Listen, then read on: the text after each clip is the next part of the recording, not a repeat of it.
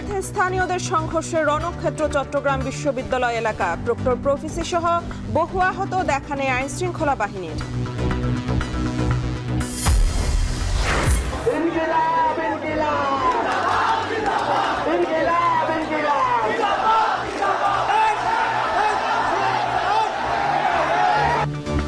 রাকসুতে প্রথম বর্ষের ভোটাধিকারের দাবিতে ছাত্রদল শিক্ষার্থী উত্তেজনা ভাঙচুর।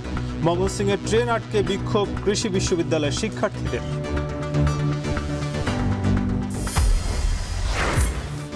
নূরের অবস্থার উন্নতি, সপ্তাহের মধ্যে ছাড়পত্র জানালেন ডিএমসি পরিচালক। জুলাইয়ের উপর প্রতিশোধ নিতে হামলা, দাবি গণ অধিকারের। বিকেলে বিএনপি, জামায়াত, এনসিপির সঙ্গে প্রধান উপদেষ্টার বৈঠক।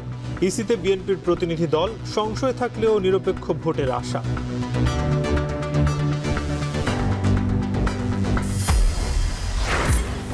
এবং তিয়ানজিনে জিনপিং মোদি বৈঠকে বরফ গলার ইঙ্গিত। বৈরী সম্পর্কে সাংহাই সম্মেলনে পুতিন, এরদোয়ান সহ থাকছেন বিশ্ব নেতারা।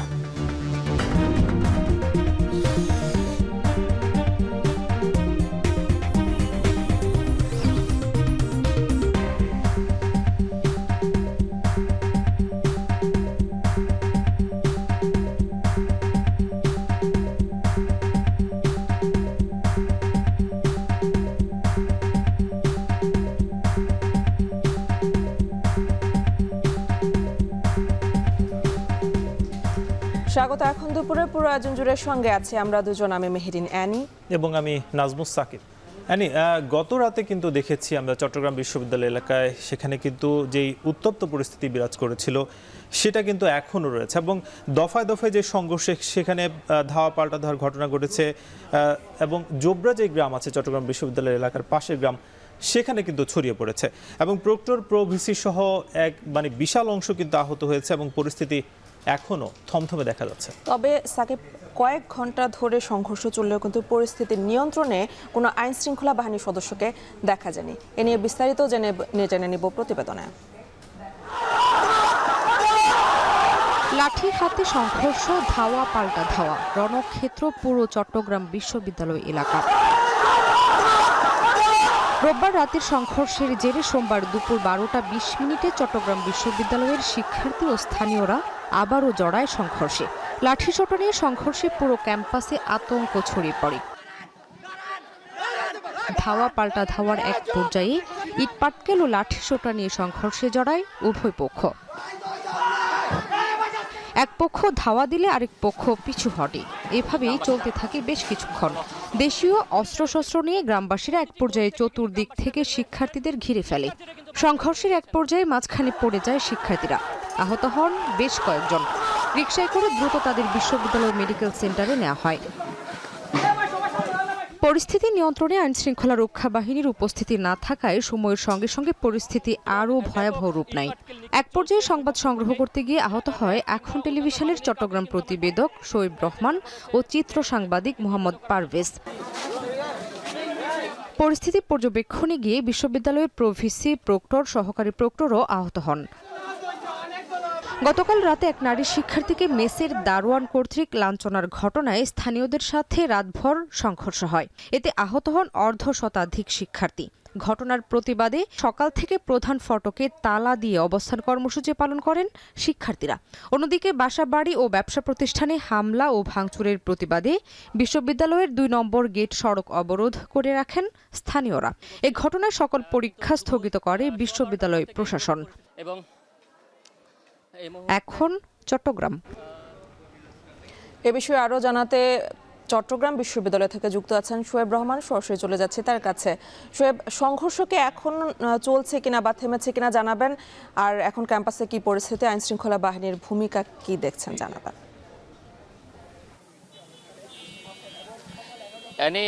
এই মুহূর্তে সংঘর্ষের কথা যদি বলি, সংঘর্ষ এই মুহূর্তে কিছুটা স্থিমিত হয়েছে।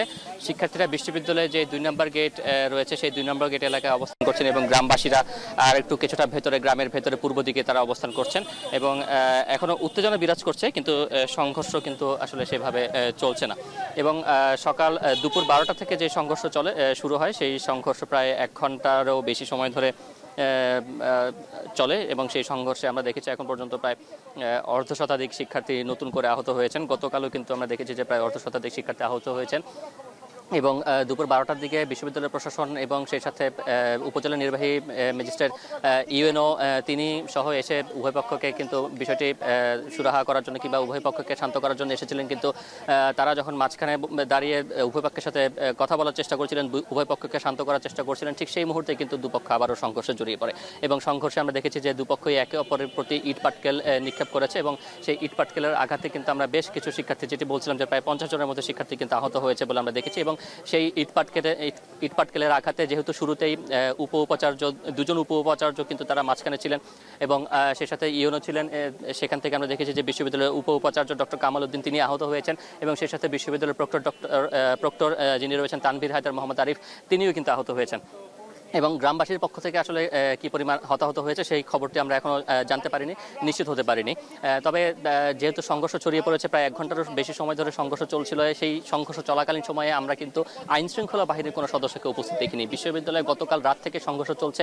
সকালে যখন বিশ্ববিদ্যালয়ের শিক্ষার্থীরা 0 পয়েন্টে বিক্ষোভ সমাবেশ করছিলেন, সেখানে উপ উপাচার্য ডক্টর কামাল উদ্দিন তিনি বলছিলেন যে গতকাল রাত থেকে তারা র্যাব, পুলিশ এবং সেই সাথে সেনাবাহিনীর সাথে বারংবার যোগাযোগ করার চেষ্টা করেছেন, কিন্তু তাৎক্ষণিকভাবে তাদের কাছ থেকে কোনো সাড়া পাওয়া যায়নি। এক পর্যায়ে প্রায় ভোর হওয়ার কিছু আগে সেনাবাহিনী আসে এবং সেনাবাহিনী এসে কিন্তু ঘটনা নিয়ন্ত্রণে নেয় এবং সেনাবাহিনী সকাল 9টা পর্যন্ত ক্যাম্পাসে অবস্থান করে, সকাল 9টার দিকে কিন্তু তারা ক্যাম্পাস থেকে চলে যায় এবং এরপরে দুপুর 12টার দিকে যখন সংঘর্ষ শুরু হয়, প্রায় 1 ঘন্টা পর্যন্ত সংঘর্ষ চলে। এখনও কিন্তু আমরা আইন শৃঙ্খলা বাহিনীর কোনো সদস্য, বিশেষ করে পুলিশ কিংবা র্যাব কিংবা সেনাবাহিনীর কোনো সদস্যকেই কিন্তু আমরা আসলে এই যে সংঘর্ষের যে ঘটনাস্থল সেখানে দেখিনি এবং সেটি নিয়ে শিক্ষার্থীদের মাঝে ক্ষোভ রয়েছে যে বিশ্ববিদ্যালয়ের মতো একটি এলাকাতে এরকম একটি বড় সংঘর্ষ ঘটেছে, সেই সংঘর্ষে কিন্তু এখন পর্যন্ত আইন শৃঙ্খলা বাহিনীর কোনো পদক্ষেপ তারা চোখে পড়েনি এবং যদি আইন শৃঙ্খলা বাহিনী সঠিক সময় সঠিক পদক্ষেপটি নিতে পারতেন, সেক্ষেত্রে হয়তো বা এরকম দুর্ঘটনা বা এত বড় ঘটনা সেটি নাও হতে পারত। এবং আমরা দেখেছি যে বিশ্ববিদ্যালয়ের শিক্ষার্থীরা কিন্তু বিশ্ববিদ্যালয় মেডিকেল সেন্টারে চিকিৎসা নিচ্ছেন এবং সেই সাথে এর আগে গতকাল রাতে যারা আহত হয়েছিলেন, সেই গতকাল রাতে আহতদের মধ্যে অন্তত 6 জনকে কিন্তু চট্টগ্রাম মেডিকেল কলেজ হাসপাতালে এখনও চিকিৎসা দেওয়া হচ্ছে, তাদের অবস্থা আশঙ্কাজনক সেই কারণে। এবং চট্টগ্রাম মেডিকেল কলেজ হাসপাতালে প্রায় 40 জনের মতো চিকিৎসা নিয়েছেন গতকাল রাতে। তো সবকিছু মিলিয়ে ব্যাপক কিছু সংঘর্ষের ঘটনা ঘটেছে এবং সেখানে অনেক শিক্ষার্থী আহত হয়েছেন, হয়তো গ্রামবাসীও আহত হয়েছেন, সেই সাথে বিশ্ববিদ্যালয় প্রশাসনের কর্তা ব্যক্তিরা আহত হয়েছেন, উপাচার্য আহত হয়েছেন, প্রক্টর আহত হয়েছেন, কিন্তু আইন শৃঙ্খলা বাহিনীর যেই ভূমিকা সেখানে কোনো ভূমিকাই ছিল না, কোনো আইন শৃঙ্খলা বাহিনীর সদস্যকে দেখা যায়নি, যেটি নিয়ে শিক্ষার্থীদের মাঝে এক ধরনের ক্ষোভ রয়েছে। চট্টগ্রাম বিশ্ববিদ্যালয়ের পরিস্থিতি নিয়ে জানাচ্ছিলেন সহকর্মী শোয়েব রহমান। এদিকে রাজশাহীতে কিন্তু দেখা যাচ্ছে যে ছাত্রদল এবং ছাত্র শিবির তারা মুখোমুখি এবং নির্বাচন নিয়ে একদল চাচ্ছে অন্য দল চাচ্ছে না, সেই বিষয়ে এক প্রকার মুখোমুখি অবস্থান নিয়েছে কিন্তু শিক্ষার্থীরা। সেই বিষয়ে আমরা জানবো, রাজশাহী থেকে যুক্ত হচ্ছেন মারুফ হাসান। মারুফ, জানাবেন যে শিক্ষার্থীরা কি দাবি জানাচ্ছেন এবং সেখানকার কি পরিস্থিতি? সাকিব, সকাল থেকে আমরা আছি রাজশাহী বিশ্ববিদ্যালয়ের রাকসুর যে কোষাধ্যক্ষের কার্যালয়, ঠিক সেখানে আমরা অবস্থান করছি এবং সকালে আমরা দেখেছি যে রাজশাহী বিশ্ববিদ্যালয়ের শাখা ছাত্র দলের নেতাকর্মীরা তাদের এক দফা দাবি নিয়ে কিন্তু কোষাধ্যক্ষের কার্যালয়ের সামনে অবস্থান নেয় এবং সেখানে তাদের যে দাবিটি ছিল সেটি হচ্ছে 2024-25 শিক্ষাবর্ষে যারা বিশ্ববিদ্যালয়ের প্রথম বর্ষের শিক্ষার্থী তাদেরকে রাকসু নির্বাচনের অন্তর্ভুক্ত করে তাদেরকে যাতে নির্বাচনের সুযোগ দেওয়া হয়, সেটি তাদের দাবি ছিল। সেই দাবি নিয়ে তারা মূলত এখানে রাকসু কোষাধ্যক্ষের কার্যালয়ের সামনে অবস্থান নিয়েছিল এবং সেখানে তারা স্লোগান দিচ্ছিল। এবং আজকে যেহেতু রাকসুর নির্বাচনের যে মনোনয়ন ফর্ম বিতরণের একদমই শেষ মুহূর্তে শিক্ষার্থীরা এখানে মনোনয়ন ফর্ম তোলার জন্য এসেছিল এবং পরবর্তীতে ছাত্র দলের নেতাকর্মীরা তাদেরকে ভিতরে প্রবেশ করতে বাধা দেয় এবং এক পর্যায়ে তারা সেই কোষাধ্যক্ষের কার্যালয়ের যে প্রধান ফটকটি সেখানে তালা লাগিয়ে দেয়। তালা লাগিয়ে দেওয়ার পর এখানে শিক্ষার্থীরা এবং অন্যান্য যেসব ছাত্র সংগঠনের নেতাকর্মী আছে তারা কিন্তু এখানে আসেন এবং আসার পরে তাদের যে মুখোমুখি অবস্থান ছাত্র দলের সঙ্গে সাধারণ শিক্ষার্থী এবং যারা স্বতন্ত্র প্রার্থী সহ মনোনয়ন ফর্ম উত্তোলন করতে এসেছিলেন তাদের মুখোমুখি এক ধরনের বাকবিতণ্ডা শুরু হয়। এক পর্যায়ে আমরা দেখতে পাই পরিবেশ উত্তপ্ত ছড়িয়ে পড়ে এবং তাদের হাতাহাতির পর্যায়েও চলে যায়। হাতাহাতিতে দেখা যায় যে শিক্ষার্থী সহ এখানে বহিরাগত বেশ কয়েকজন গুরুতর আহত হয়ে যায়। 4 জনের মতো আমরা তথ্য পেয়েছি, তাদেরকে পরবর্তীতে মেডিকেলে নিয়ে যাওয়া হয়েছে এবং এর কিছুক্ষণ পরেই বেলা 11টার দিকে বেলা 11টার দিকে ইসলামী ছাত্র শিবির রাজশাহী বিশ্ববিদ্যালয়ের শাখার নেতাকর্মীরা তারা একটি বিক্ষোভ মিছিল নিয়ে এখানে রাকসুর কোষাধ্যক্ষের কার্যালয়ের সামনে আসেন এবং আসার পরে আমরা দেখতে পাই যে এখানে ছাত্র দলের নেতাকর্মীরাও তারাও স্লোগান দিতে থাকে। এক পর্যায়ে তাদের মুখোমুখি যে অবস্থান তৈরি হয় এবং হাতাহাতি হয়ে যায়। এক্ষেত্রে যে ছাত্র দলের যে মাইকটি নিয়ে এসেছিল সেটি কিন্তু ভেঙে চুরমার করা হয় এবং এর আগে আমরা দেখেছি যে সকালেই ছাত্র দলের নেতাকর্মীরা যখন এখানকার রাকসু রিটার্নিং কর্মকর্তারা মনোনয়ন ফর্ম বিতরণের জন্য চেয়ার টেবিলে বসেছিল, সেই মনোনয়ন ফর্ম সহ চেয়ার টেবিল ভাঙচুর করা হয়েছে এবং সেই ভাঙচুরের প্রতিবাদে মূলত এখানে সাধারণ শিক্ষার্থীরা সহ ছাত্র শিবির তারা কিন্তু এখানে এসেছেন এবং শিক্ষার্থীরা দাবি করছেন যে রাকসুর যে নির্বাচনকে বানচাল করার যে প্রচেষ্টা চলছে ছাত্র দলের সেটি তারা কোনোভাবেই হতে দেবেন না এবং ছাত্র দলের নেতাকর্মীরা বলছেন যে তাদের যে দাবি, এক দফা দাবি প্রথম বর্ষের শিক্ষার্থীদের নির্বাচনে অংশগ্রহণ নিশ্চিত করা, সেই দাবিতে তারা এখনো নিশ্চিতভাবে থাকবেন এবং যতক্ষণ না তাদের দাবি আদায় না হবে ততক্ষণ তারা আন্দোলন চালিয়ে যাওয়ার ঘোষণা দিয়েছেন। সাকিব, এই ছিল রাজশাহী বিশ্ববিদ্যালয়ের সবশেষ তথ্য আমার কাছে।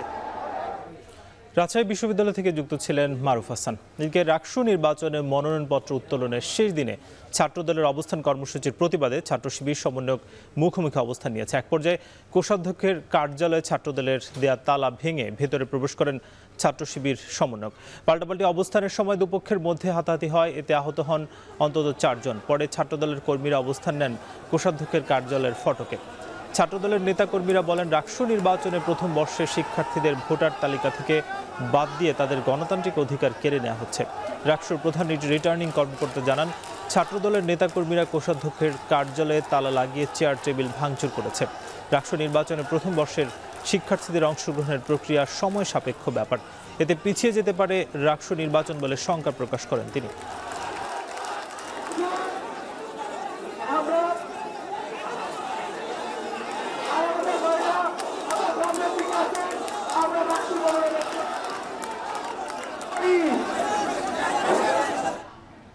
ময়মনসিংহে 3 দফা দাবিতে রেলপথ অবরোধ করে বিক্ষোভ কর্মসূচি পালন করছেন কৃষি বিশ্ববিদ্যালয়ের শিক্ষার্থীরা। এতে ঢাকা ময়মনসিংহ রুটের ট্রেন চলাচল বন্ধ হয়ে যায়। দুপুর 12টার দিকে বিশ্ববিদ্যালয়ের জব্বরের মোড় এলাকায় রেলপথ অবরোধ করে এগ্রি ব্লকেট কর্মসূচি পালন করেন শিক্ষার্থীরা। এ সময় 3 দফা দাবি তুলে ধরে বিক্ষোভ করেন তারা। এক পর্যায়ে ঢাকাগামী হাওড় এক্সপ্রেস নামের একটি চলন্ত রেল আটকে দেন আন্দোলনকারীরা। তাৎক্ষণিক বন্ধ হয়ে যায় ঢাকা ময়মনসিংহ রুটের রেল চলাচল। এতে দুর্ভোগে পড়েন সাধারণ যাত্রীরা। মূলত নিয়োগ ও পদোন্নতি সুবিধা সহ 3 দাবিতে সম্প্রতি বিভিন্ন কর্মসূচি পালন করছেন কৃষি বিশ্ববিদ্যালয়ের শিক্ষার্থীরা। সমাধানের কোনো সুস্পষ্ট রোডম্যাপ বা পরিকল্পনা বা কোনো আশ্বাস আমাদেরকে প্রদান করে নাই। এরই ধারাবাহিকতায় আজকে আমরা কঠোর কর্মসূচি দিতে বাধ্য হয়েছি। কম্পিটিটিভ এক্সামের মাধ্যমে কৃষি বিশ্ববিদ্যালয়ে ভর্তি হয়, শুধু ভর্তি হয় শেষ না, ভর্তির পর শুরু হয় আসল যুদ্ধ। এই 4 বছরের যে বিএসসি, ল্যাব ওয়ার্ক থেকে শুরু করে ফিল্ড ওয়ার্ক, ক্লাস সারাদিন সব কিছু পরিশ্রম করার পর 4 বছরের একটা ডিগ্রি নেয়। তাহলে এখানে কি হলো, এইটা করার পরও তারা বলতেছে আমরা 10ম গ্রেডে অ্যাপ্লাই করতে পারবো না। ময়মনসিংহে 3 দফা দাবিতে রেলপথ অবরোধ করে কৃষি ব্লকেট কর্মসূচি পালন করছেন বাংলাদেশ কৃষি বিশ্ববিদ্যালয়ের শিক্ষার্থীরা। এতে ঢাকা ময়মনসিংহ রুটে রেল যোগাযোগ বন্ধ হয়ে গেছে। জব্বরের মোড় থেকে যুক্ত হচ্ছেন ইমতিয়াজ আহমেদ, সরাসরি চলে যাচ্ছে তার কাছে। ইমতিয়াজ, শিক্ষার্থীরা কোন কোন দাবিতে আজ কৃষি ব্লকেট কর্মসূচি পালন করছেন আর কতগুলো ট্রেন আটকা পড়েছে, বিস্তারিত জানাবেন। এনি 3 দফা দাবিতে কিন্তু বাংলাদেশ কৃষি বিশ্ববিদ্যালয়ের যে কৃষি ঐক্য পরিষদ রয়েছে, কৃষিবিদ ঐক্য পরিষদ, সেই ব্যানারে কিন্তু শিক্ষার্থীরা সকাল 11টা থেকে এই জব্বরের মোড় এলাকায় রেলপথ অবরোধ করে এবং তারপর থেকেই কিন্তু ঢাকা ময়মনসিংহ রুটের রেল চলাচল সম্পূর্ণরূপে বন্ধ হয়ে যায়। প্রায় 3 ঘন্টা অতিবাহিত হতে চললো ঢাকা ময়মনসিংহ রুটের সম্পূর্ণ রেল চলাচল বন্ধ হয়ে গেছে। এবং প্রথমত আমরা যেটা দেখতে পেরেছিলাম যে ঢাকাগামী হাওড় এক্সপ্রেস ট্রেনটি এখানে তারা প্রথম আটকে দেয় এবং তার পরবর্তীতে সেখানে বিদেশগামী কিছু যাত্রী ছিল, অসুস্থ রোগী ছিল, সেই বিবেচনা করে সেই ট্রেনটি 1.5 ঘন্টা পর সেটি আবার ছেড়ে দেয়। পরবর্তীতে আমরা দেখতে পাই যে মহুয়া কমিউটার যে ট্রেন সেটি এখানে যখন আসে তারপরে আবার কিন্তু বিক্ষুব্ধ যারা শিক্ষার্থী রয়েছেন সেই ট্রেনটিও কিন্তু এখনও পর্যন্ত আটকে রয়েছে। প্রায় 2 ঘন্টা হতে চললো সেই ট্রেনটি কিন্তু এখন আটকা রয়েছে। যেহেতু কমিউটার ট্রেন, এখানে কিন্তু নেত্রকোনা মোহনগঞ্জগামী এই ট্রেনটিতে কিন্তু শত শত যাত্রী কিন্তু এখন, যেহেতু প্রচণ্ড রোদ গরম, ব্যবসা গরমের মধ্যে কিন্তু প্রচণ্ড দুর্ভোগ পোয়াচ্ছে যাত্রীরা। আমরা যাত্রীদের সঙ্গে কথা বলছি এবং তারা আসলে কিভাবে যাবেন, কখন এই অবরোধ ছাড়বে সেই বিষয়টি নিয়েও কিন্তু যাত্রীরা সংশয় প্রকাশ করছে। করছেন। এবং শিক্ষার্থীরা যে 3টি দাবি তারা জানাচ্ছেন তার মধ্যে হলো কৃষি সম্প্রসারণ অধিদপ্তর, ডিইউ, বাংলাদেশ কৃষি উন্নয়ন কর্পোরেশন, বিএডিসি ও অন্যান্য গবেষণা প্রতিষ্ঠান 10ম গ্রেডের পদ উপসহকারী কৃষি কর্মকর্তা, উপসহকারী বৈজ্ঞানিক কর্মকর্তা সমমান কেবল কৃষিবিদদের জন্য উন্মুক্ত করতে হবে। নিয়োগ পরীক্ষায় উত্তীর্ণ না হওয়া 9ম গ্রেডে পদোন্নতির কোনো সুযোগ রাখা যাবে না। কৃষি বা কৃষি সংশ্লিষ্ট বিষয়ে স্নাতক ডিগ্রি না থাকলে নামের সঙ্গে কৃষিবিদ পদবি ব্যবহার করা যাবে না। এ বিষয়ে সরকারের প্রজ্ঞাপন জারির দাবি তারা জানাচ্ছেন। এবং আমরা দেখতে পাচ্ছি দফায় দফায় কিন্তু আইনশৃঙ্খলা বাহিনী তারা কিন্তু শিক্ষার্থীদের সঙ্গে কথা বলার চেষ্টা করছেন, কিন্তু শিক্ষার্থীরা যে বিষয়টিতে সবচেয়ে বেশি ক্ষোভ প্রকাশ করছেন যে এখন পর্যন্ত প্রশাসনের পক্ষ থেকে তাদের যে একাডেমিক প্রশাসনিক পক্ষ থেকে কিন্তু কেউ কিন্তু এখন পর্যন্ত তাদের সঙ্গে কথা বলেনি, যার কারণে কিন্তু তারা কিন্তু আরও বিক্ষুব্ধ হয়ে উঠছেন। এবং তারা বলছেন যতক্ষণ পর্যন্ত তাদের দাবি মানা না হবে তারা তাদের আন্দোলন চালিয়ে যাবে। এবং তারা বলেছেন যে বিভিন্ন সময় 6 মাস ধরে দীর্ঘ টানা তাদের এই আন্দোলন চালিয়ে যাচ্ছেন এবং এই আন্দোলনে তারা মন্ত্রণালয়, সচিবালয় থেকে শুরু করে শিক্ষকদের সঙ্গে শুরু করে কয়েক দফায় কিন্তু তারা বৈঠক করেছেন। বৈঠকে আলোচনা ফলপ্রসূ না হয় তারা আজকে এই এগ্রি ব্লকেট কর্মসূচি দিতে তারা বাধ্য হয়েছেন এবং তারা চাচ্ছেন যে দ্রুত সম্ভব এই সমস্যার সমাধান করে তারা আবার ক্লাসে ফিরতে চান। যদিও যতদিন পর্যন্ত এই আন্দোলন আজকে কিন্তু তারা সারাদিন কোনো ক্লাস বা ক্লাস পরীক্ষায় কিন্তু অংশগ্রহণ করেনি, সুতরাং দ্রুত এর একটি সমাধান কিন্তু সাধারণ শিক্ষার্থীরা চাচ্ছেন। তো এখন পর্যন্ত ট্রেন আটকা রয়েছে, ঢাকা ময়মনসিংহ রোডে কোনো ট্রেন কিন্তু চলাচল করছে না। 3 দফা দাবিতে ব্লকেট কর্মসূচি পালন করছেন কৃষি বিশ্ববিদ্যালয়ের শিক্ষার্থীরা, সে খবরে জানাচ্ছিলেন ইমতিয়াজ মাহমুদ। ডাকসু নির্বাচনে ছাত্র শিবির সমর্থিত ঐক্যবদ্ধ শিক্ষার্থী জোট প্যানেলের জিএস প্রার্থী SM ফরহাদের প্রার্থিতার বৈধতা চ্যালেঞ্জ করে রিট করেছেন বামজোট মনোনীত প্যানেলের মুক্তিযুদ্ধ ও গণতান্ত্রিক আন্দোলন বিষয়ক সম্পাদক প্রার্থী BM ফাহমিদা আলম। সকাল 10টার দিকে বিচারপতি হাবিবুল গনির নেতৃত্বাধীন হাইকোর্ট বেঞ্চে রিট আবেদন হয়। শুনানি হতে পারে আগামী মঙ্গলবার। রিটের পক্ষে শুনানি করবেন ব্যারিস্টার জ্যোতির্ময় বড়ুয়া। রিট আবেদনে বলা হয়েছে, আগে ছাত্রলীগের কমিটিতে ছিলেন ফরহাদ, এরপরও তিনি কিভাবে ইসলামী ছাত্র শিবিরের প্যানেলে প্রার্থী হলেন এমন প্রশ্ন তুলে তার প্রার্থিতা চ্যালেঞ্জ করা হয়েছে। প্রায় 6 বছর পর হতে যাচ্ছে ঢাকা বিশ্ববিদ্যালয় কেন্দ্রীয় ছাত্র সংসদ নির্বাচন। এবারের নির্বাচনে ক্রীড়া সম্পাদক পদে প্রতিদ্বন্দ্বিতা করছেন 13 জন প্রার্থী, যারা ক্রীড়াক্ষেত্রে নারী পুরুষের সমান অংশগ্রহণ, বেদখল মাঠ ও ক্রীড়া স্থাপনা পুনরুদ্ধার এবং শিক্ষার্থীদের জাতীয় ও আন্তঃবিশ্ববিদ্যালয় লিগে সম্পৃক্ত করার আশ্বাসে ভোট চাইছেন। শাহাদাত অভ্রের প্রতিবেদনে বিস্তারিত। ডাকসু নির্বাচনের 28টি পদের মধ্যে গুরুত্ব পেয়েছে ক্রীড়া সম্পাদক পদটি। এই পদে লড়বেন 13 জন, আর প্রায় সব প্রার্থী বিচরণ করেছে ক্রীড়া অঙ্গনে।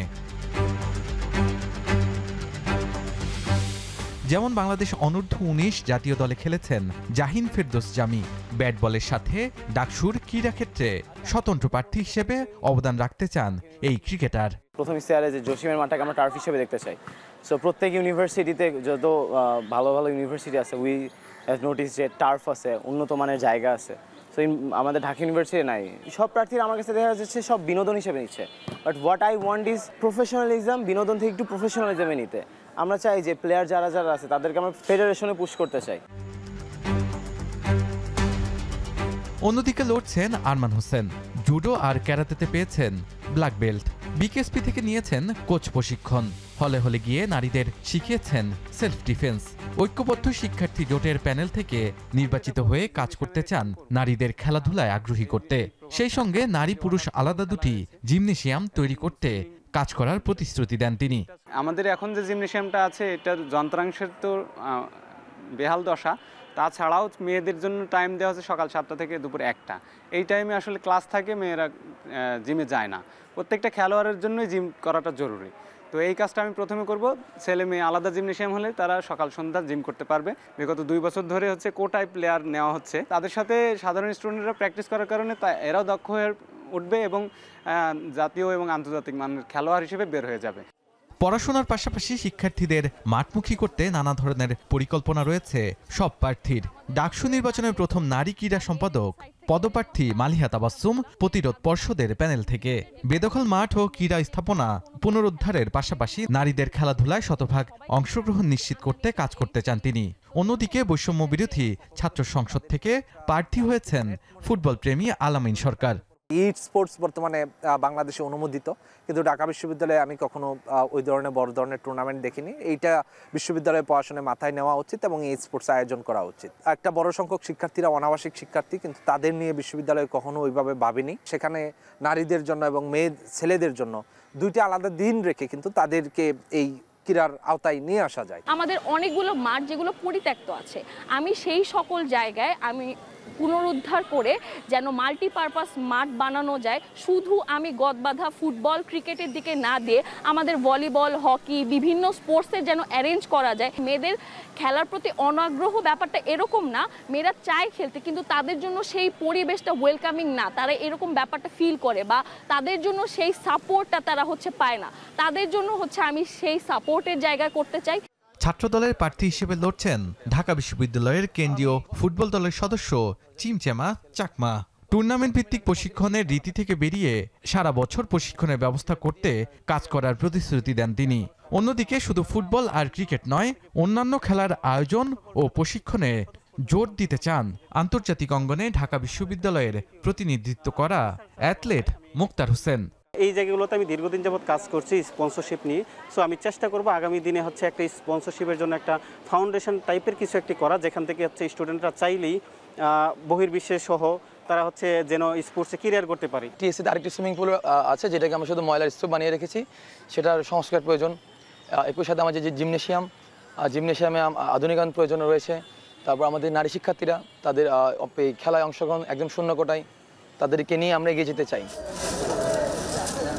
ডাকসু নির্বাচনে যারা ক্রীড়া সম্পাদক পদপ্রার্থী হিসেবে দাঁড়িয়েছেন, তাদের প্রত্যেকের দাবি তারা একজন নেতা হিসেবে নন, বরঞ্চ শিক্ষার্থীদের পাশে সহপাঠী হিসেবে ঢাকা বিশ্ববিদ্যালয়ের ক্রীড়াঙ্গনকে আরও উন্নত করতে কাজ করতে চান। আর যারা ভোটার আছেন তারা বলছেন এই ক্রীড়াঙ্গনকে যারা নতুন উচ্চতায় নিয়ে যাবে, তার পাশাপাশি যারা তাদের কথা রাখবে তাদেরকে নির্বাচিত করতে চান তারা। শাহাদাত অফ্র, এখন, ঢাকা। ধীরে ধীরে শারীরিক অবস্থার উন্নতি হলেও মানসিক ট্রমায় রয়েছেন নুরুল হক নূর। তবে তা কাটিয়ে উঠে আগামী সপ্তাহের মধ্যে বাড়ি ফিরতে পারবেন বলে চিকিৎসকরা আশা প্রকাশ করেছেন। তবে দেশের বাইরে আরও উন্নত চিকিৎসার দাবি করেছে পরিবার ও সংগঠন। এদিকে আইএসপিআরের বিবৃতি প্রত্যাখ্যান করে সেনাবাহিনীর উপর মব সৃষ্টির পাল্টা অভিযোগ গণ অধিকার পরিষদের। বিস্তারিত প্রতিবেদনে। আইনশৃঙ্খলা বাহিনীর লাঠিচার্জে আহত গণ অধিকার পরিষদের সভাপতি নুরুল হক নূরকে নাক, কান, গলা ও নিউরোসার্জন সহ ৬ সদস্যের মেডিকেল বোর্ড গঠন করে তাকে চিকিৎসা দেওয়া হচ্ছে। সার্বিক অবস্থার উন্নতির কথা জানিয়েছেন ঢাকা মেডিকেলের পরিচালক। কমেছে মস্তিষ্ক রক্তক্ষরণ, আগামী কয়েকদিনের মধ্যে কেবিনে নিয়ে যাওয়ার কথাও জানালেন তিনি। একটা বোর্ড হবে, আবার ওনাদেরকে নিয়ে আমি নিজেই বসবো, তখন সিদ্ধান্ত হবে আসলে আমরা কখন ওনাকে ছাড়তে পারবো বা ওনাকে আইসিইউ থেকে কখন আমরা কেবিনে শিফট করতে পারবো। এদিকে নূরের ওপর হামলায় ভেঙে পড়েছে নূরের পরিবার। ফ্যাসিস্টের পতনের পর একজন নেতার ওপর এমন হামলা হবে তা চিন্তাও করেনি পরিবার। আমার ভাষায় আমি প্রকাশ করতে পারতেছি না যে এই বাংলাদেশে নূরের উপরে এই ধরনের গত ৮ বছরে ফ্যাসিস্ট আমলেও এতটা নৃশংসভাবে ন্যাক্কারজনক হামলা ওর উপরে হয় নাই। সকালে নূরকে দেখতে আসেন গণ অধিকারের সাধারণ সম্পাদক রাশেদ খান। এ সময় মব নিয়ে আইএসপিআর এর বক্তব্য প্রত্যাখ্যান করেন তিনি। আইন শৃঙ্খলা বাহিনীতে লুকিয়ে থাকা ফ্যাসিস্টদের দোসররা জুলাই আন্দোলনে আত্মত্যাগ করা নেতাকর্মীদের ওপর প্রতিশোধ নিয়েছে বলেও দাবি করেন তিনি। এই মুহূর্তে তার উন্নত চিকিৎসার জন্য আমরা মনে করি সিঙ্গাপুর অথবা ইউকেতে নিতে হবে, এবং গতকাল সরকারের পক্ষ থেকে ঘোষণা দেওয়া হয়েছে নুরুল হক নূরকে উন্নত চিকিৎসার জন্য দেশের বাইরে নেওয়া হবে। দুপুরের দিকে নূরকে দেখতে ঢাকা মেডিকেলে যান বিএনপির সিনিয়র যুগ্ম মহাসচিব রুহুল কবির রিজভী। এটা তো আমার মনে হয়েছে একটা পূর্ব পরিকল্পিত একটা বিষয়।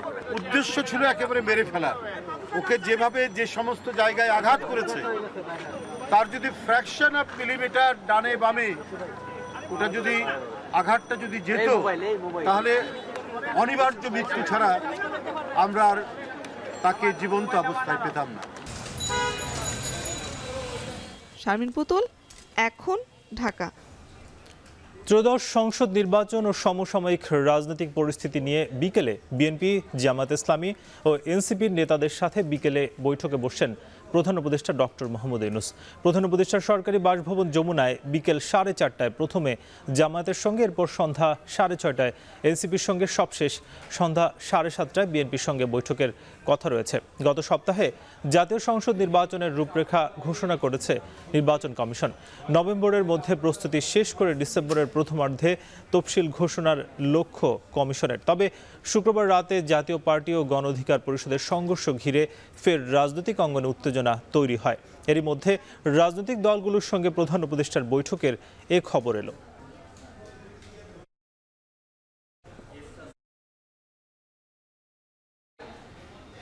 অবাধ ও সুষ্ঠু নির্বাচনের বিষয়ে এখনও সংশয় রয়েছে, তবে নিরপেক্ষ নির্বাচন করতে এই কমিশন সক্ষম হবে বলে মন্তব্য করেছেন বিএনপির সিনিয়র যুগ্ম মহাসচিব রুহুল কবির রিজভী। সকালে রাজধানীর আগারগাঁওয়ে ইসি ভবনে নির্বাচন কমিশনের সাথে সীমানা নির্ধারণ ও আরপিও সংক্রান্ত জটিলতা নিরসনে বিএনপির 3 সদস্যের প্রতিনিধি দলের বৈঠক হয়। পরে গণমাধ্যম রুহুল কবির রিজভী বলেন, নানা স্তরে দোসররা বসে আছে, ষড়যন্ত্র অব্যাহত রয়েছে। তিনি বলেন, পিআর পদ্ধতিতে নির্বাচন সম্ভব নয়, এতে অনেক জটিলতা রয়েছে। বক্তব্যের শেষে তিনি জানান, নুরুল হক নূরের উপর হামলা নিন্দনীয়, যারা অপরাধী তাদের বিচার নিশ্চিত করা উচিত।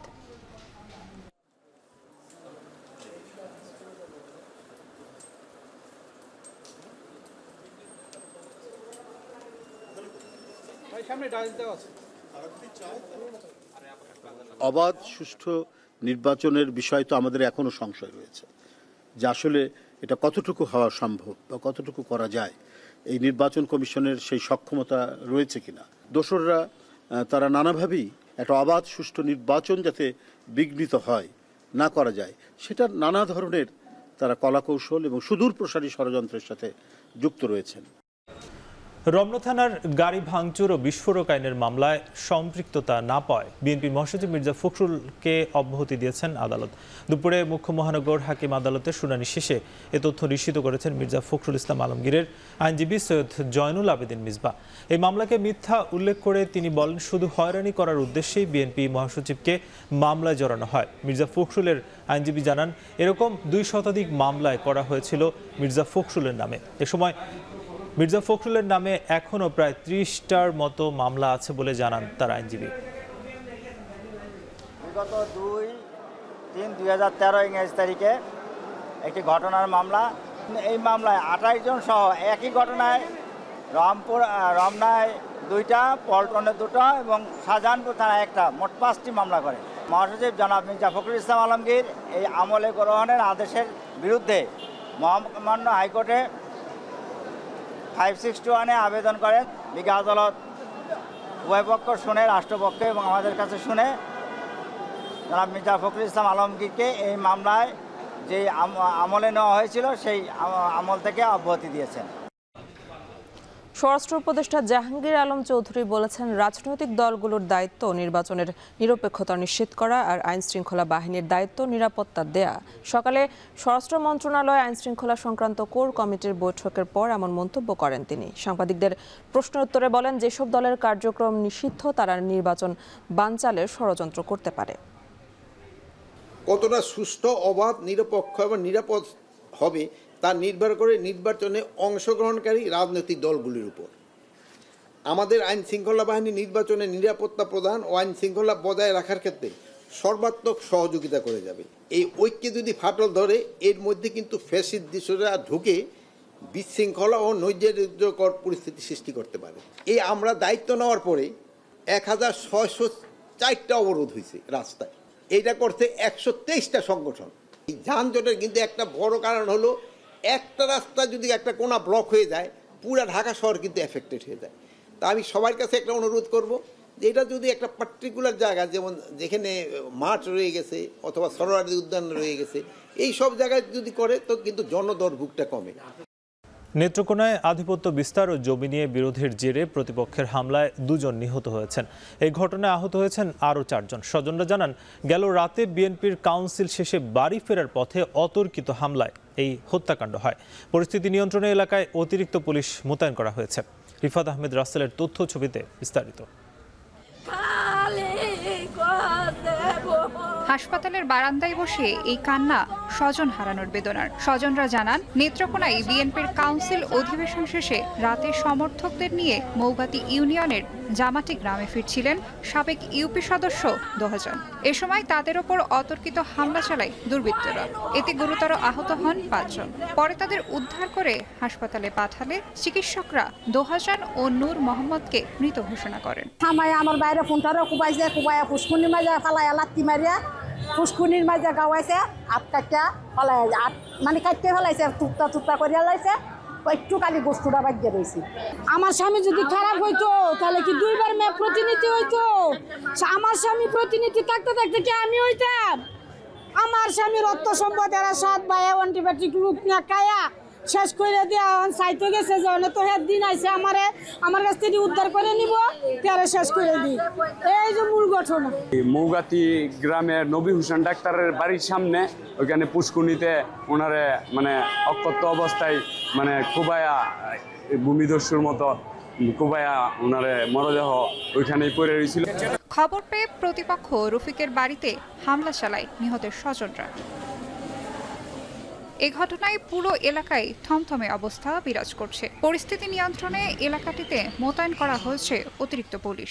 গত রাত্রি আমরা পর্যাপ্ত পরিমাণে আইনশৃঙ্খলা বাহিনীর সদস্য মোতায়েন করেছি যাতে অনাকাঙ্ক্ষিত দুর্ঘটনা যাতে না ঘটে।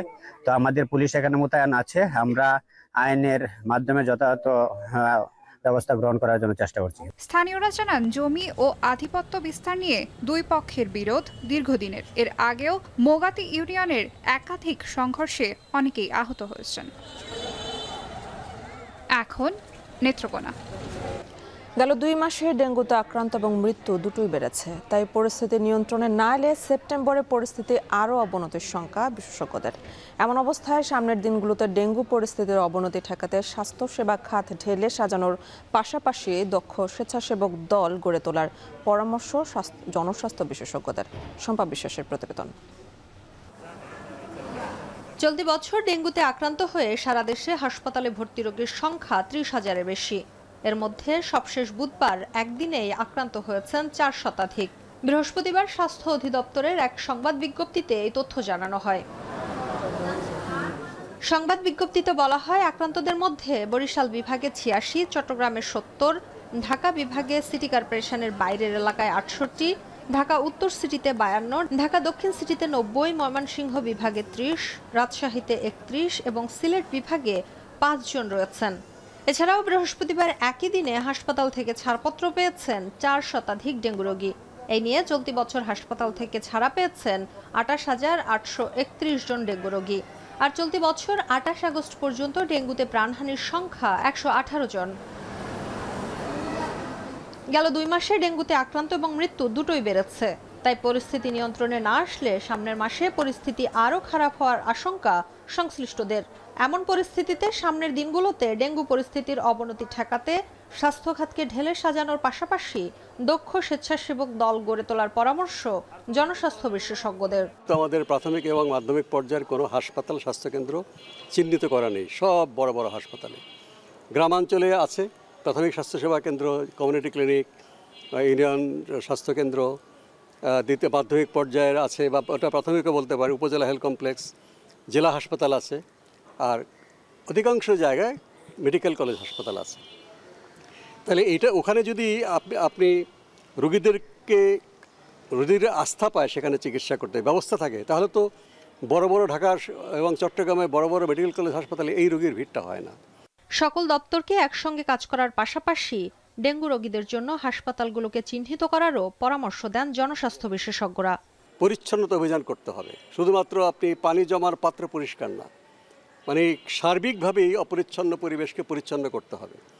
এই হাজার হাজার স্বেচ্ছাসেবক ছাত্র তরুণদেরকে যদি 3 থেকে 5 দিনের প্রশিক্ষণ দেওয়া হয়, বা 1 দিনের প্রশিক্ষণ যদি দেন, এই যারা কীটতত্ত্ববিদ, জনস্বাস্থ্যবিদ এবং পরিবেশবিদ, তাহলে তারা চমৎকার কাজ করতে পারবে।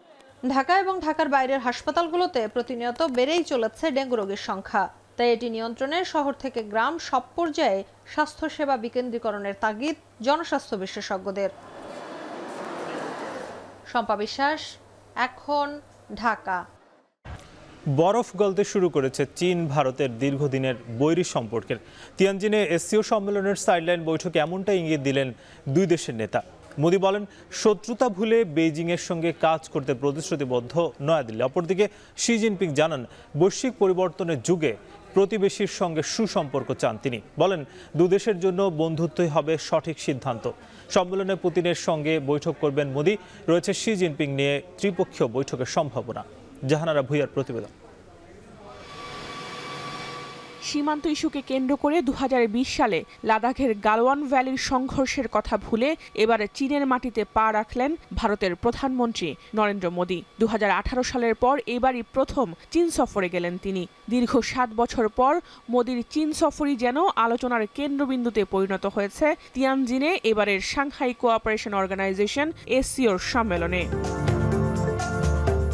সম্মেলন শুরুর আগে চীনা প্রেসিডেন্ট শি জিনপিং এর সঙ্গে সাইডলাইনে বৈঠক করেন নরেন্দ্র মোদি। তাদের এই বৈঠকের মধ্য দিয়ে গলতে শুরু করেছে নয়াদিল্লি বেইজিং এর দীর্ঘদিনের বৈরী সম্পর্কের বরফ। শত্রুতা ভুলে পারস্পরিক আস্থা ও বিশ্বাসের উপর ভর করে দুদেশের সম্পর্ক মজবুত করতে প্রতিশ্রুতি দেন দেশটির প্রধানমন্ত্রী। एससीओ की सफल अध्यक्षता के लिए मैं आपको बहुत बहुत बधाई देता हूं। एक बार फिर चीन यात्रा के निमंत्रण के लिए और आज की हमारी बैठक के लिए आपका हार्दिक धन्यवाद। বৈঠকে সনাতন ধর্মাবলম্বীদের ধ্বংসের দেবতা শিবের বাসস্থান তিব্বতের কৈলাস পর্বত পুনরায় খুলে দেওয়ার আহ্বান জানান মোদি। একই সঙ্গে দুই দেশের সরাসরি ফ্লাইট চালু ইস্যুতেও কথা হয় তাদের মধ্যে। অপরদিকে বৈশ্বিক পরিবর্তনের যুগে প্রতিবেশী ভারতের সঙ্গে বন্ধুত্বপূর্ণ সম্পর্কের গুরুত্বের কথা জানান জিনপিং। সম্মেলনে অংশ নিতে এরই মধ্যে তিয়ানজিনে পৌঁছেছেন রুশ প্রেসিডেন্ট ভ্লাদিমির পুতিন, তুরস্কের প্রেসিডেন্ট রিসেপ তাইপ এরদোয়ান সহ প্রায় 20টি দেশের রাষ্ট্র ও সরকার প্রধান। এরই মধ্যে জাতিসংঘ মহাসচিব আন্তোনিও গুতেরেস, মিয়ানমারের জান্তা প্রধান মিং অং লাই সহ নেপাল, কাজাখস্তানের প্রধানমন্ত্রীর সঙ্গে সাইডলাইনে বৈঠক করেছেন শি জিনপিং। 1996 সালে চীন, রাশিয়া, কাজাখস্তান, কিরগিজস্তান ও তাজিকিস্তান এই 5 দেশের সমন্বয়ে গঠিত হয় সাংহাই কোঅপারেশন অর্গানাইজেশন বা এসসিও। বর্তমানে এর সদস্য রাষ্ট্র 10টি। জাহানারা ভুইয়া, এখন বিশ্ব। যুক্তরাষ্ট্রের আটলান্টায় শুরু হয়েছে 39তম ফোবানা সম্মেলন, যেখানে জড়ো হয়েছেন বিশ্বের বিভিন্ন প্রান্তের প্রবাসী বাংলাদেশিরা। সম্মেলনে অংশ নিয়েছেন বাংলাদেশের ব্যবসায়ী, শিল্পপতি, রাজনৈতিক নেতা এবং সাংস্কৃতিক ব্যক্তিবর্গ, যা প্রবাসী কমিউনিটির ঐক্যের প্রতীক হিসেবে দেখছেন অনেকে। সম্মেলনের প্রথম দুদিন শুক্র শনিবার বিভিন্ন সেশনে কমিউনিটির অগ্রগতি, ব্যবসা বাণিজ্য এবং সাংস্কৃতিক উন্নয়ন নিয়ে আলোচনা হয়েছে। প্রবাসী উদ্যোক্তাদের দেশের উন্নয়নে গুরুত্বপূর্ণ ভূমিকা রাখার আহ্বান জানান সম্মেলনের প্রধান আলোচক বিডা চেয়ারম্যান আশিক চৌধুরী। সম্মেলনে উপস্থিত ছিলেন বাংলাদেশ দূতাবাসের কর্মকর্তা, রাজনীতিবিদ ও প্রবাসী ব্যবসায়ী নেতারা, যারা বাংলাদেশের উন্নয়নে প্রবাসীদের ভূমিকা ও ভবিষ্যৎ নিয়ে মত বিনিময় করেন।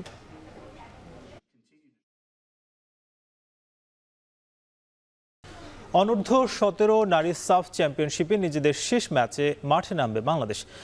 ভুটানের থিম্পুতে ভারতের বিপক্ষে অর্পিতাদের লড়াই শুরু বাংলাদেশ সময় বিকেল 3টায়। ভুটানের বিপক্ষে 1-1 গোলে ড্র করায় আগেই শিরোপা জয়ের স্বপ্ন শেষ বাংলাদেশের। রাউন্ড রবিন লিগ পদ্ধতিতে 5 ম্যাচ খেলে সব কয়টিতে জিতে 15 পয়েন্টে টেবিলের শীর্ষে অবস্থান ভারতের। এদিকে পয়েন্ট এবং গোল ব্যবধান দুটোতেই প্রতিবেশী দেশটি থেকে পিছিয়ে দ্বিতীয়তে আছে লাল সবুজের প্রতিনিধিরা। তবে ভারতকে হারিয়ে আসর শেষ করতে চায় মাহবুবুর রহমান লিটুর শিষ্যরা। চ্যালেঞ্জ মেথান স্টেডিয়ামে অনুশীলন করে বাংলাদেশের কিশোরীরা।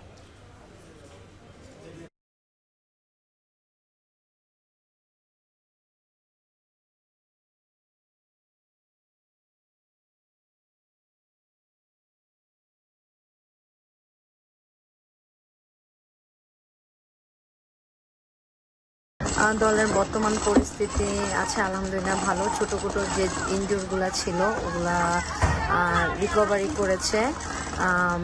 এখন যেহেতু আরেকটা ম্যাচ আছে, আমরা আশা করতেছি যে আরেকটা ম্যাচে ভালোভাবে খেলে ভালো একটা চাচ্ছি যে পয়েন্ট নিয়ে মাঠ থেকে বের হতে। শেষ করবো এখন দুপুর, তবে তার আগে শিরোনামগুলো আরো একবার।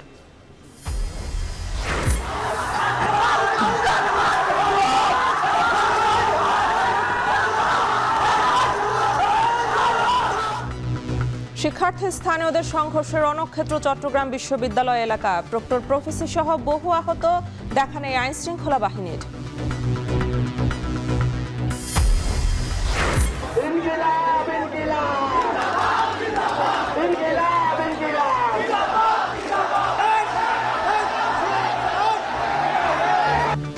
রাজশাহীতে প্রথম বর্ষের ভোটাধিকারের দাবিতে ছাত্রদল ও ছাত্র শিবির সমন্বয়কদের উত্তেজনা। ময়মনসিংহে বিক্ষোভ কৃষি বিশ্ববিদ্যালয়ের শিক্ষার্থীদের। নূরের অবস্থার উন্নতি, সপ্তাহের মধ্যে ছাড়পত্র জানালেন ডিএমসি পরিচালক। জুলাইয়ের উপর প্রতিশোধ নিতে হামলা, দাবি গণ অধিকারের। বিকেলে বিএনপি জামায়াত এনসিপির সঙ্গে প্রধান উপদেষ্টার বৈঠক। ইসিতে বিএনপির প্রতিনিধি দল, সংশয় থাকলেও নিরপেক্ষ ভোটের আশা।